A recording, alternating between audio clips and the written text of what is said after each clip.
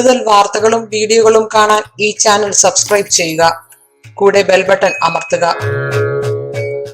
നമസ്കാരം. ഏഷ്യാനെറ്റ് ടിവിയുടെ എപ്പിസോഡിലേക്ക് എല്ലാ മനഃപ്രേക്ഷകർക്കും സ്നേഹം നിറഞ്ഞ ഹൃദയം നിറഞ്ഞ സ്വാഗതം.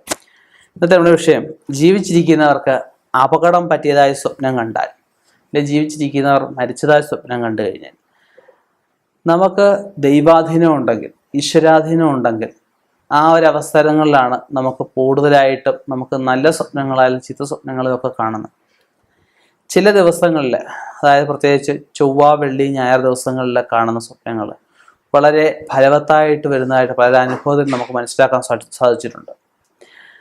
മറ്റൊരാൾക്ക് വരുന്ന ഒരു ആപത്തിനെ നമുക്ക് തന്നെ വരുന്ന ആപത്തുകളായിട്ട് ഈ ദിവസങ്ങളിൽ കാണുന്ന സ്വപ്നങ്ങളെ പറയാം.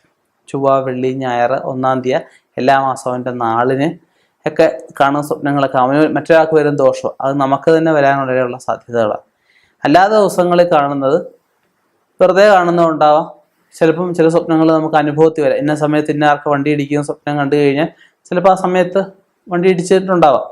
ചിലർക്ക് ചില കാര്യങ്ങൾ പറഞ്ഞു കൊടുക്കണമെന്നുണ്ട്. ഒരു സ്വപ്നം കണ്ടു, പല കാര്യങ്ങളും നമുക്ക് അനുഭവത്തിൽ വന്നു കഴിയുമ്പോഴത്തെ ആ ആൾക്ക് സൂക്ഷിക്കണമെന്ന് പറഞ്ഞു കൊടുക്കണമെന്നുണ്ട്.